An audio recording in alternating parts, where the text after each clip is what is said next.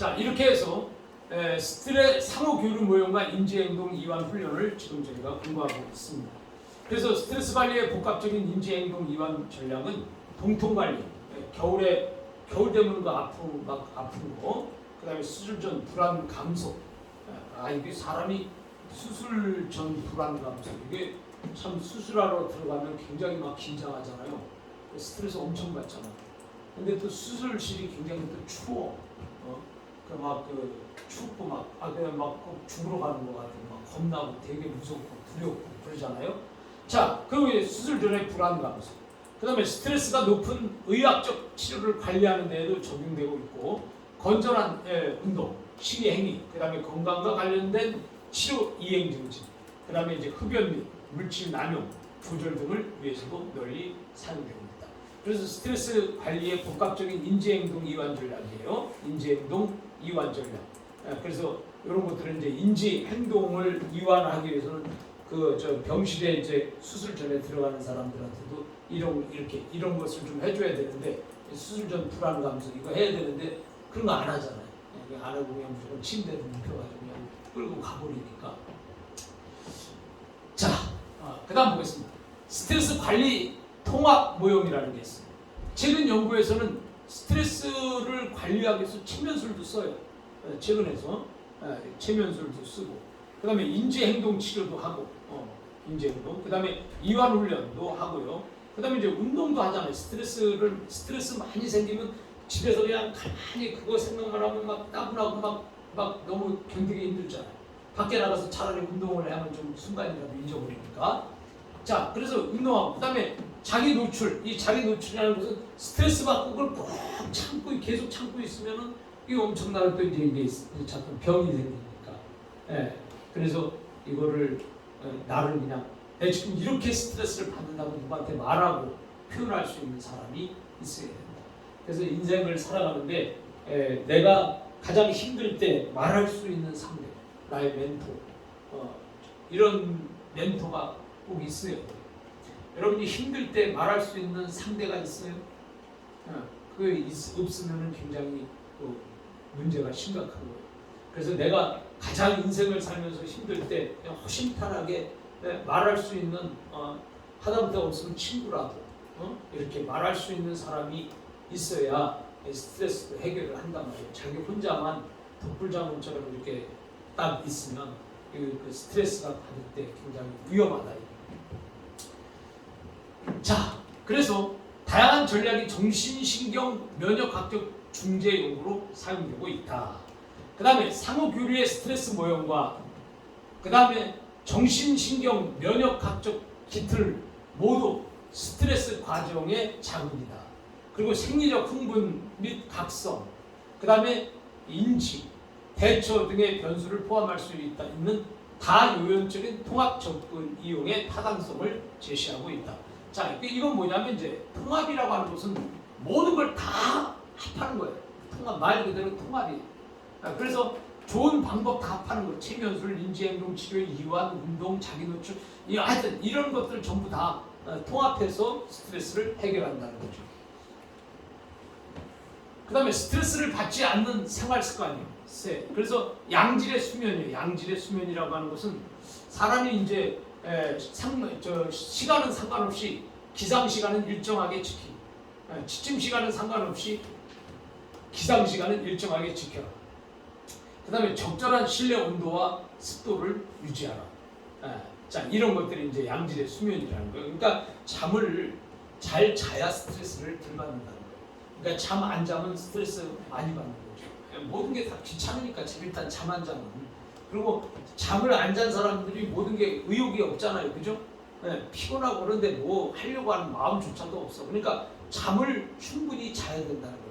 그래서 잠을 항상 일정한 시간에 일어나고, 그 다음에 잠자기 2시간 전부터 먹지 않는 것이 좋다. 저도 이제 운동을 하고 갔다 오면은 이제 한 10시 넘는단 말이에요. 막 그냥 막 먹고. 최근에는 이제 안 먹으니까 지금 살이 빠지는 건데. 자, 이렇게 잠자기 2시간 전부터 먹지 않는 것이 좋다. 양질의 수면을 위해서. 가벼운 운동 30분 걷기.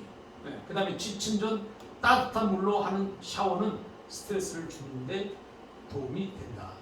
그래서 이제 이렇게 가벼운 운동과 잠자기 전에 따뜻한 물로 샤워하고 자라는 거예요. 네, 그러면은 스트레스를 줄일 수 있다는 거예요. 자, 그다음에 이제 명상 수련법이라는 게 있어요. 스트레스를 받지 않는 생활 습관에서는 명상, 가만히 앉아가지고 뭐 기라든지 명상한다든지 그러면 이제 스트레스를 아무래도 이제 안 받는다는 거예요. 또 스트레스 받다가 명상을 통해서 다 잊어버리고 이렇게 하면 스트레스를 해결할 수 있다는 거죠. 그다음에 바닥에 앉되 허리를 바르게 펴고 결과부자 자세를 취하면서 몸을 약간 앞으로 기울여 코가 배꼽 수직선 위에 위치하고 턱은 약간 앞으로 당긴다. 정자세를 하는 거예요. 그 다음에 양손은 배꼽 앞에 모아 포개고 눈은 반쯤 감은 상태에서 시선은 바닥을 향하되 30에서 50cm 앞에 둔다. 아마 저 스트레스 관리 요 모형은 아마 기운동 명상 뭐 이거 하는 거기다가 연결을 시킨 것 같아요. 숨을 먼저 내쉰 다음 복식 호흡을 이용해서 셋을 천천히 세면서 코로 숨을 들이마셨다가 다시 코로 숨을 내쉬고 이때 숨소리가 나지 않게 하고 호흡을 할 때 어깨가 움직이지 않게 한다. 그러니까 죽은 듯이 해라는 거예요. 그 다음에 매일 아침 일어나서 10에서 15분간 이렇게 실시하되 처음은 5분에서 시작해서 차츰 늘려간다. 자, 이게 이제 명상 수련법, 명상. 저는 명상 수련법을 제가 안 해봐서 잘 모르는데 이제 스트레스를 받지 않는 생활 습관 가운데 하나네요. 자, 그 다음에 근육 긴장 이용법이에요. 자, 팔걸이가 있는 의자에 편안한 자세로 눈을 감고 앉아서 팔걸이 양팔을 올려놓고 다음 주먹을 꽉 쥐고 팔 아래 근육을 긴장시킨다. 주먹을 꽉 쥐고 팔 아래 근육을 긴장시킨다. 그다음에 10가지 세면서 긴장감을 유지해서 꽉 조이는 듯한 느낌을 유지하고 다음 20가지 세면서 천천히 긴장을 풀면서 팔과 손에 힘을 빼고 의자 팔걸이에 편하게 얹혀놓는 것. 그러니까 이 주먹에서 이제 여기서 힘을 팔에다가 힘을 줬다 뺐다 이래라는 거예요. 자, 그다음에 양팔을 몸에 꽉 붙여서 팔꿈치 위쪽 부분을 10가지 세면서 긴장시키고 20을 세면서 천천히 힘을 빼라. 자, 이제 근육 긴장 이완법이니까. 자, 이렇게 종아리 근육, 허벅지와 엉덩이 근육, 배 근육, 가슴, 어깨, 목, 입, 턱, 이마, 미간 등 순으로 긴장을 시켰다가 풀어주는 동작을 한 다음 전신의 근육을 한꺼번에 수축했다가 이완하는 동작을 하고 마치는 것이다. 자, 이렇게 해서 근육 긴장 이완법이라는 것을 우리가 생각을 해봤습니다. 자, 이번에는 이제 스트레스, 이 갈등이라고 하는 것은 이 나무가 있으면 여기 원래 나무가 여기 있는데 이 나무에 여기 나무가 있단 말이에요. 이게 나무란 말이죠. 자, 여기에 갈나무라는 게 있어요. 갈나무 아세요? 칡나무 종류예요. 칡. 그 칡은 나무를 꼭 감고 올라갈 때 이렇게 오른쪽으로 감고 올라간단 말이에요.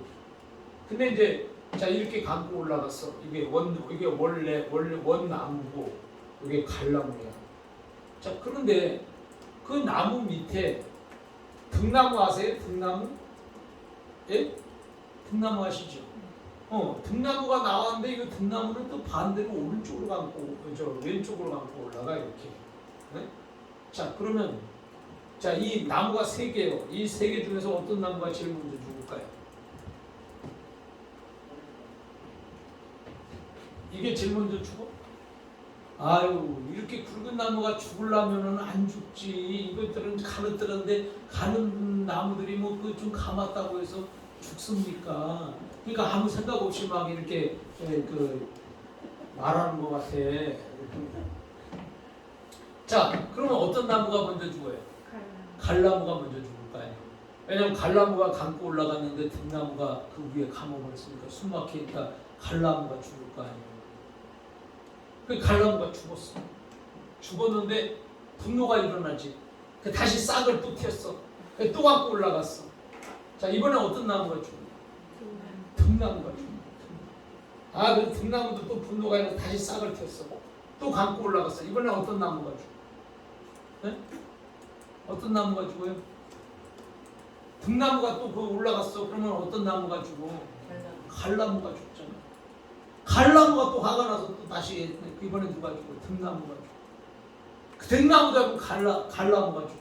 자, 이거 해결되겠어요? 해결되는 방법이 있어요, 없어요?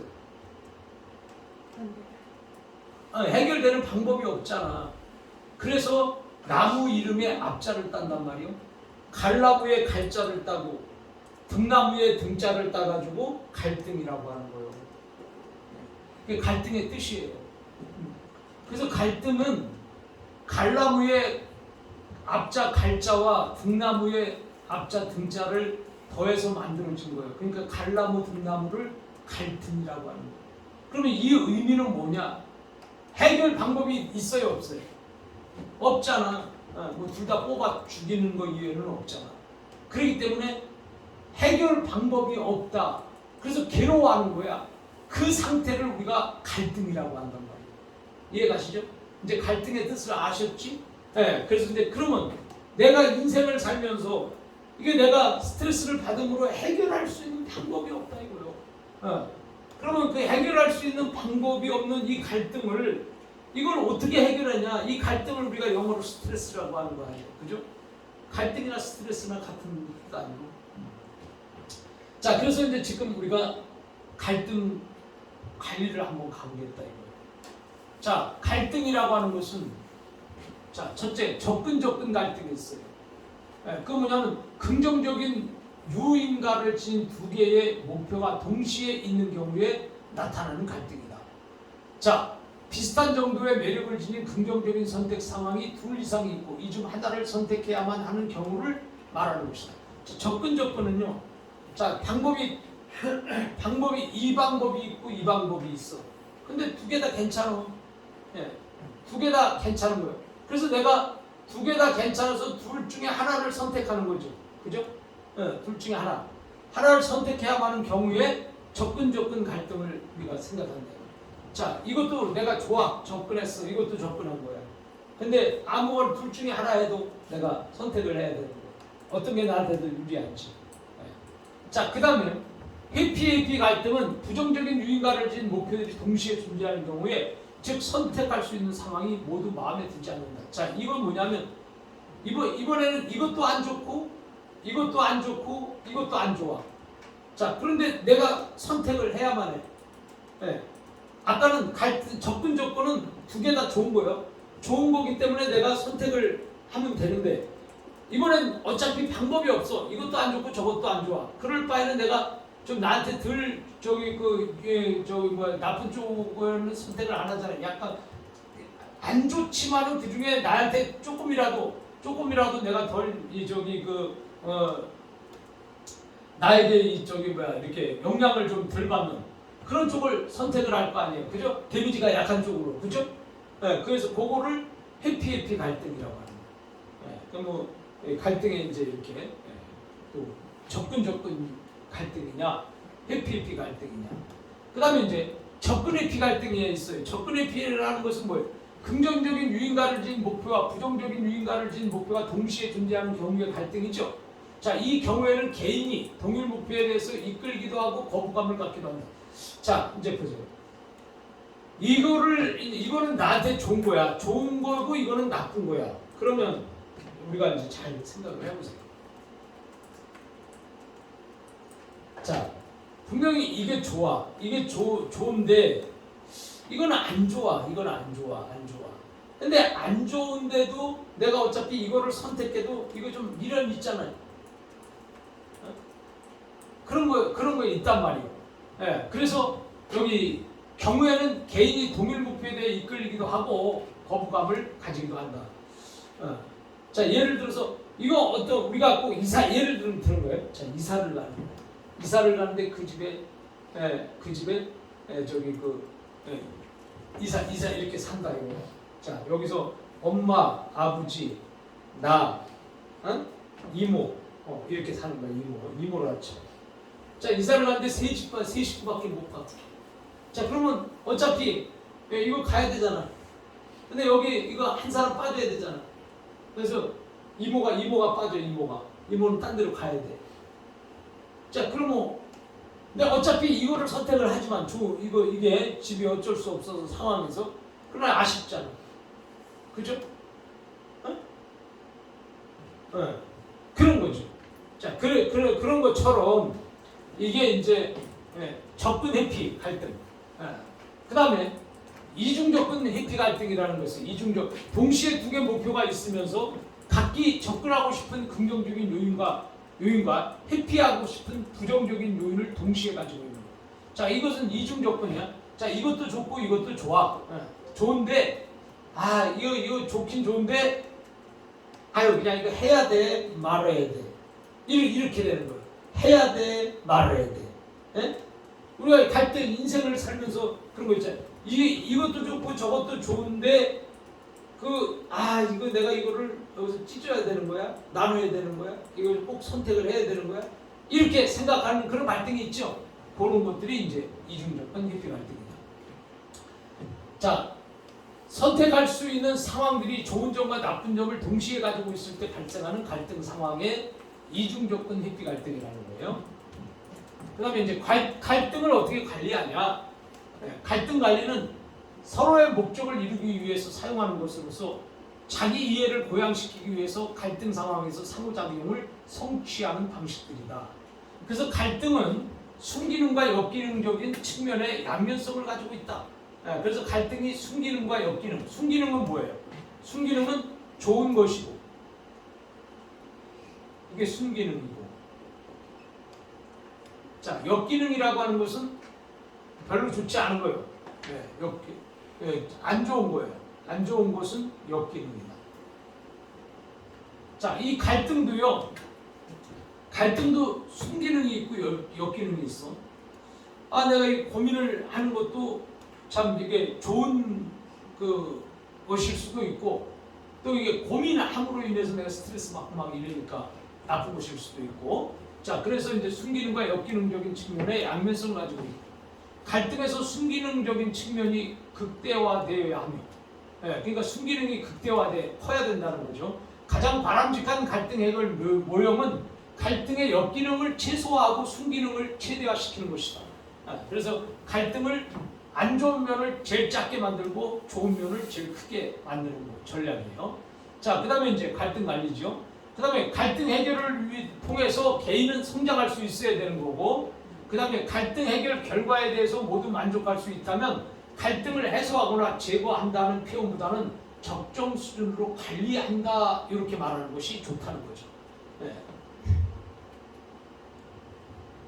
자, 그래서 이제 우리가 지금까지 이제 우리가 이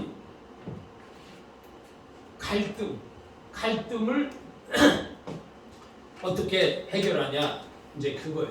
그래서 우리는 이제 이 갈등을 해결하고 스트레스 해결.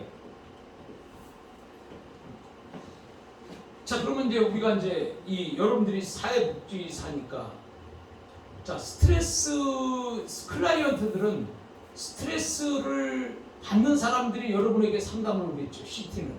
그죠? 만약에 아무도 스트레스를 받거나 문제가 없는 사람은 사회복사를 찾아올 이유가 없어요. 그러면 이 클라이언트들이 사회복사를 찾아온다. 자, 이것은 뭔가 나름대로의 문제가 있기 때문에, 또 아니면 스트레스, 그 문제와 스트레스. 자, 그러면 문제와 스트레스. 자, 이거는 상호 간에 굉장히 밀접한 관계를 가지고 있지 않겠어요? 그죠? 그 사람의 문제는 결국 그 사람에게 스트레스를 유발할 것이고, 또 그 사람은 그 스트레스를 유발을 받기 때문에 결국 그 문제를 와서 해결해야 될 것이고. 자, 그러니까 클라이언트들의 문제는 거의 다 스트레스라는 거예요. 그래서 여러분들이 이 스트레스를 잘 해결할 수 있는 방법을 여러분들이 거기에 대한 전문가가 돼야 되는 거예요. 사회복지사는. 그리고 상담을 보면 거의 다 문제는 그 사람이 스트레스를 받으니까 상담 오는 건데, 그 문제는 그 스트레스를 해결해 줘야 상담이 끝나는 거잖아요. 그렇죠? 그러면 여기에서 여러분들은 과연 어떻게 이 스트레스를 해결해 줄 거냐? 사람들이 왔을 때. 자, 그러면 이제 스트레스 해결 방법이요. 이게 해결 방법. 자, 그러면 이제 우리가 지금 아까 책에서 배운 것들을 생각해 보면 좀 약간 좀 단조로운 것도 없지 않아 있어요. 이제 근본적으로 스트레스를 해결한다. 이 말은 문제를 해결한다는 거예요. 결국은 문제 해결이. 자, 그러면 이 스트레스에는 답이 있을까요?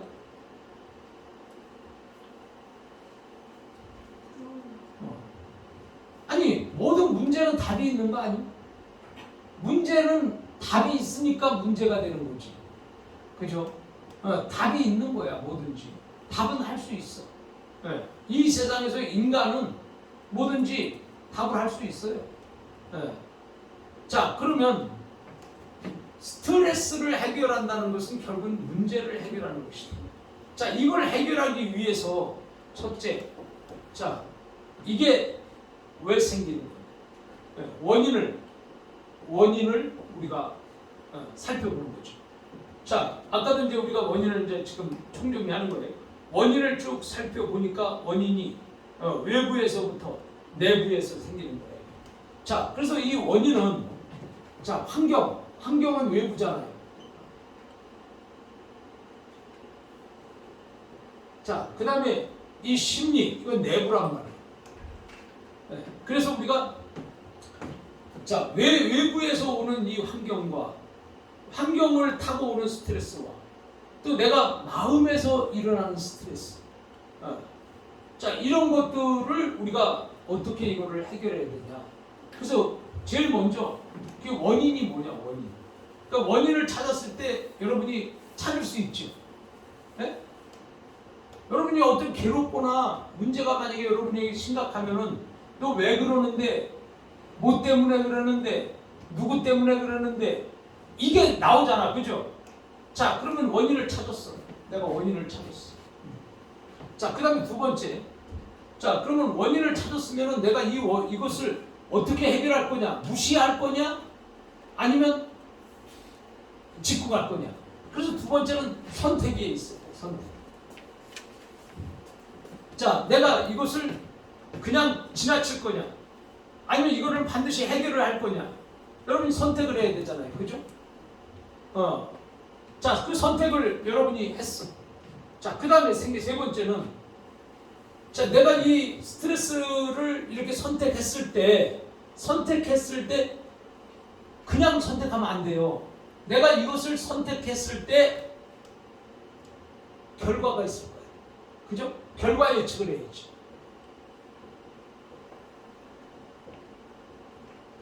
자, 결과 예측을 한다는 것은 내가 이것을 선택했을 때 이렇게 될 것이다. 에? 그 결과 예측을 해서 결과 예측이 나쁘면 어떻게 해야 돼? 선택을 바꿔야 되죠. 근데 사람들이 결과 예측을 했는데 그냥 그 결과 예측을 안 하고 그냥 이게 좋을 것 같다고 그냥 이렇게 해서 막 그 선택을 해버리고 막 결단을 내려버리면 그건 스트레스 위에 스트레스가 더 생길 수도 있는 것이고 결국 문제를 해결하는 게 아니에요. 스트레스를 해결하는 방법이 아니다. 자, 그래서 우리는 이것에 내가 이렇게 해결했을 때 결과 예측이라는 게 분명히 있어야 되는 거예요. 이거를 잘해야 되는 게 결과 예측. 그 다음에 네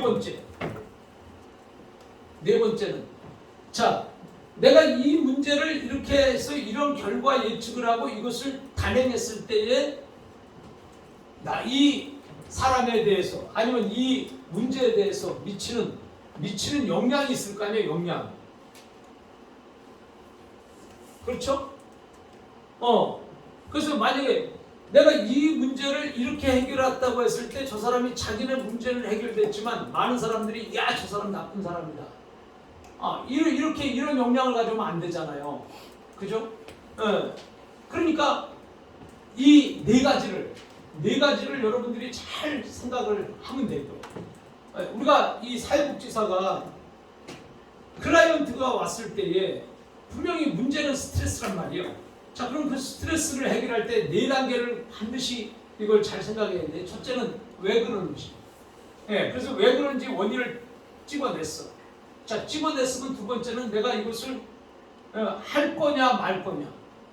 그리고 예를 들어서 여러분들이 그 문제를 여러분이 해결할 수 없을 때는 어떻게 돼요? 해결할 수 없을 때는 해결할 수 있는 사람에게 뭐 넘기든지. 그래서 우리가 이 병원도 말이에요. 여러분들이 가면은 뭐 큰 병, 큰 병원으로 가라. 그거는 내가 해결할 수 없을 때 넘기는 거잖아요. 그죠? 그렇게 선택을 하고, 그 다음에 결과 예측을 하고, 영향력을 생각하면서 결정을 한다면 여러분은 훌륭한 스트레스 해결자가 될 수 있습니다.